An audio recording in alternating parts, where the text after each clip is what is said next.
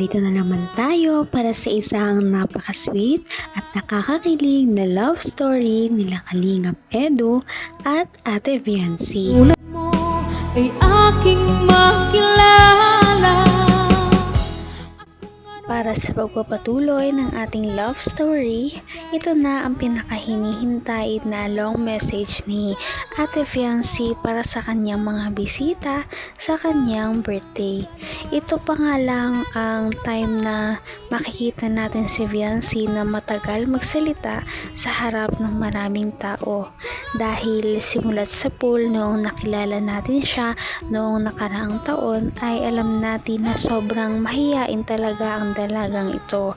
Hindi mo talaga ito mapagsalita dati, ngunit ngayon unti-unti nang nabibuild ang kanyang confidence para makapagsalita sa harap ng maraming tao, at ito ay dahil na rin sa tulong ng kanyang ka-love team na si Kalingap Edu. Kaya naman pakinggan natin ang nakaka-touch na message ni Ate Viancy. And what I wanted to say, until now I could not believe that these things really happened. Sinong mag-aakala na yung dati pinapanood ko lang ay makakaharap at makakasama ko na pala. And most of it, we are here. We give smile and good vibes to those people, especially sa mga OFW na mostly nagmamahal at susuporta sa atin. I'm not expecting to that my crush will become my leading man.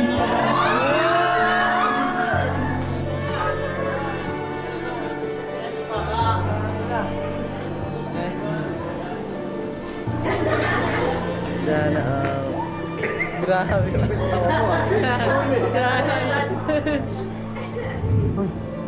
Talaga may consider pa kumilos mo. Bakit mo kita mahal? Nakakatuwa dahil ang mahiyain na fiancé ay isinantabi muna ang kanyang hiya para makapagsalita at makapagpasalamat ng formal at maayos sa kanyang mga supporters at mga taong nagmamahal sa kanya. Dahil palagi siyang tahimik, ngayon ay narinig na natin ang kanyang mga saloobin, at lahat na nga ng ito ay pinagpapasalamat niya sa kanyang mga taga-suporta, at lalong-lalo na din naman sa kanyang ka-love team na si Kalingap Edu. Lahat ng kanyang mga natutunan sa kanyang ka-love team ay talagang tinitreasure niya, at nagpapasalamat siya na isa ito sa mga humubog ng kanyang self-confidence magmula nung magkakilala sila. Like before, you didn't notice me that I exist, but look. Now you can resist me.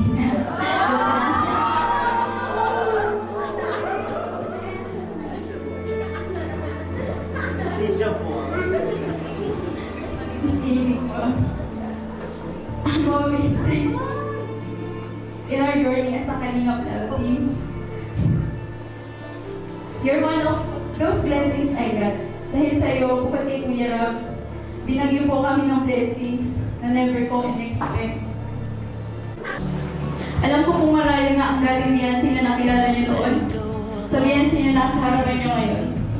At kung ano man po ang nakikita niyo sa ngayon, it's because of you.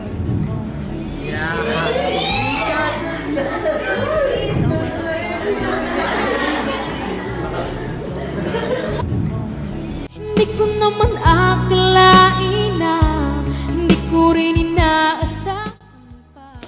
Napakabait talaga ni Viancy, dahil kahit ngayon na medyo marami na siyang naaabot sa buhay ay hindi niya nakakalimutan na magpasalamat sa mga taong dahilan ng kanyang success, lalong-lalo na sa Kalingap team na kada video, kada magkakaroon siya ng tsansa na banggitin sila, ay pinagpapasalamatan niya talaga ang mga ito, lalong-lalo na din ang kanyang mga taga-suporta. Nakakatuwa na hindi niya ito kinakalimutan dahil sila nga naman talaga ang dahilan kung bakit siya sumikat at kung bakit maraming mga blessings ang dumarating sa kanyang pamilya sa ngayon. At nakakatuwa kung titignan natin ang layo na nang narating niya. Isa po ito sa araw na kailangan hindi ko malilimutan. Gusto ko rin po pasalamatan ng mga taong ito at grupo na nagmamahal po sa amin sa NC Collaboration Community Group po. Thank you so much po sa NC Global Supporters, EduBNC Best Friends, Solid NC Forever, Solid NC Singapore, Team Panatag, Edu Lovable Supporters, Team NC Marathon 2.0, Titas Group, MC Official, EduBNC Marathoners, ENB International, It's Solid Supporters, Kalingap NC International, Team Lunok Size 11, NC and Marathon Coordinator Mark Davidson Garcia. Sasamahan kayo ng ating mga team.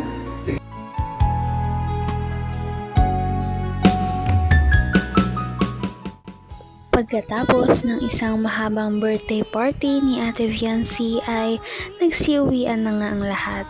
Ngunit silang dalawa ay dumiretso muna sa ibang venue dahil pinaalam niya si Ate Fiancee noong kanyang birthday dahil meron pa pala siyang surprise na silang dalawa lamang ang makakaalam at hindi na ito makikita ng iba pang mga bisita dahil ito ay para lamang talaga kay Ate Fiancee at wala ng iba.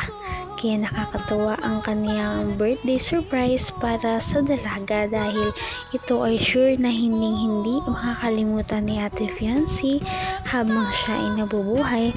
At nakakatuwa dahil makikita natin na nag-e-enjoy din naman talagang silang dalawa nang sila lamang ang magkasama at wala ng ibang tao na nanonood. Sana magustuhan mo. Ito talaga, pinirepair namin matagal na. 1 month before. So, Nataka na po ako kung ano ha? Diyan ka lang. Kalma ka lang. Dito yun, di ba? Kalma ka lang. At enjoyin mo lang. Ito, panghuli na to. Tapos na ang celebration. Ito yung pinali. Ang finish. Tatapusin na. Secret. po iniwan ko. Ha? Huwag ka mag-alala, di namang itadadaling kung saan. No? Surprise lang to. Sikip na kasi tayo sa kotse, kaya tayo na lang. Mas gusto ko yung Hindi ka rin nag-alilangan pa.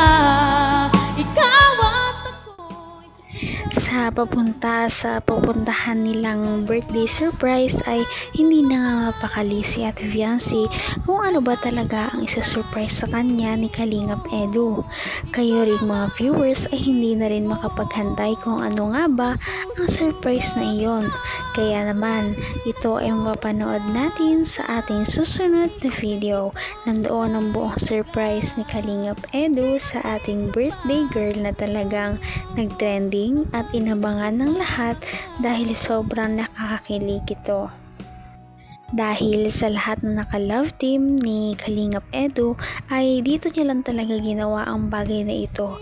Kay Ate Fiancee niya lang ginawa ang bagay na ito kaya sobrang unique. Napaka-sweet talaga nila at napakabait ng tambalang ito kaya maraming sumusuporta.